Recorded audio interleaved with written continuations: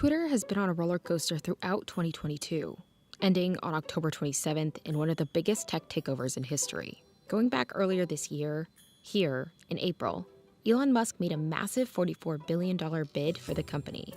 But just 3 months later, he called it off. Twitter sued. Musk sued back. Oh yeah, Twitter.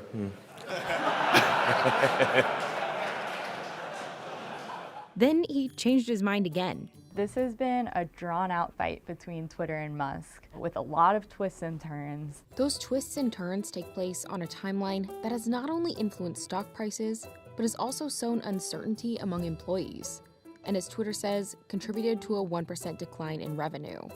So how did Musk's flip-flopping on the deal lead to a 6-month battle that threw off Twitter's business? His tweets, statements, and text messages, as well as court documents, tell the story. The timeline starts here, on January 31st, when Musk started buying up shares of Twitter, and he started sharing his opinions about how the platform works. He did toss out a lot of ideas on how to change Twitter, how he thought he could make Twitter better.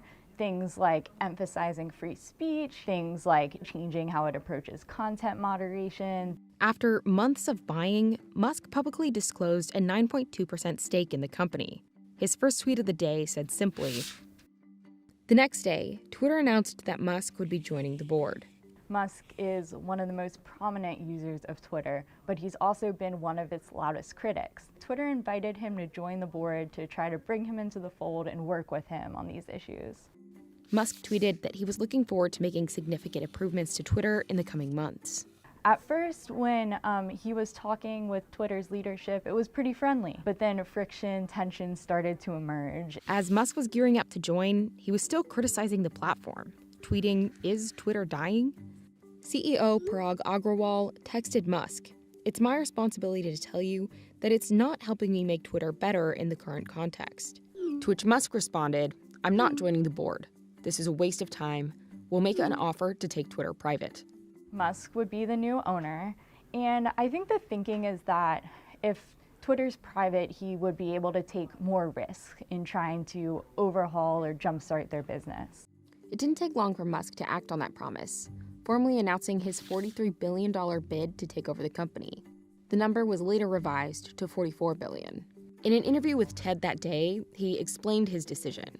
My strong intuitive sense is that having a public platform that is maximally trusted and broadly inclusive is extremely important to the future of civilization. On April 25th, Musk and Twitter officially reached a merger agreement.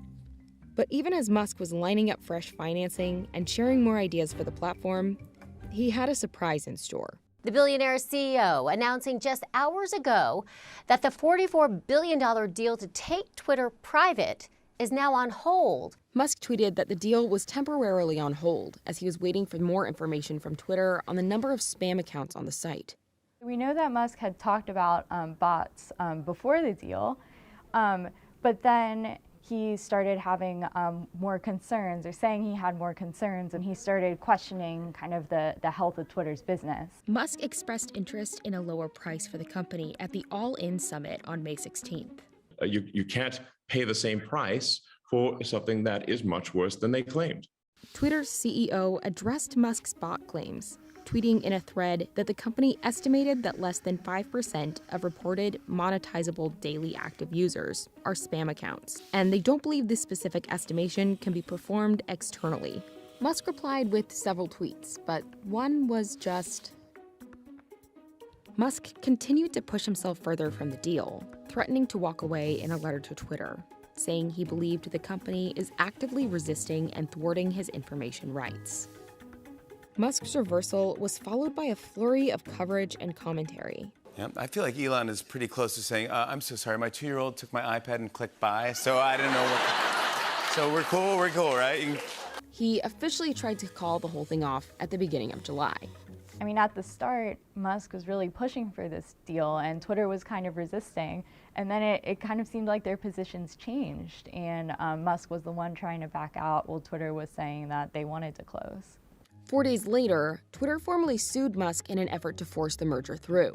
So Twitter said they did share information about how they handled spam and fake accounts with Musk, but Musk kept demanding more, and that was a big part of the legal fight that was going on. The filing took aim at Musk's flip-flopping, focusing on how it affected the company.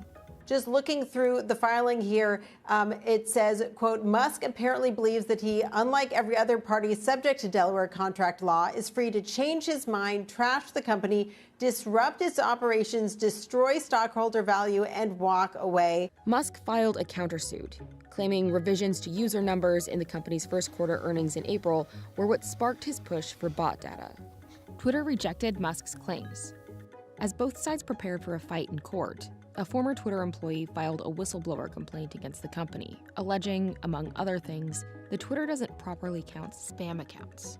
Musk seized on that as further ammunition to call the agreement off. But after pushing for months to end the deal, he changed his mind again. At the beginning of October, he proposed closing on the original terms. That was surprising because it's not really like him to back down. I mean, we've seen prior lawsuits where he's fought more and for longer.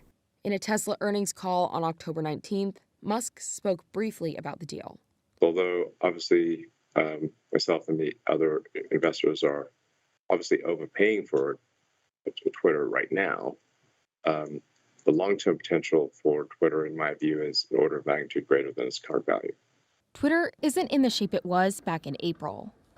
We have more, economic concerns just broadly in the economy. And then specifically for Twitter, the uncertainty has weighed on Twitter because no one knew if the deal was actually going to go through. Upon completing the takeover, Musk fired CEO Parag Agrawal and Chief Financial Officer Ned Segal, according to people familiar with the matter. Twitter did not immediately respond to requests for comment.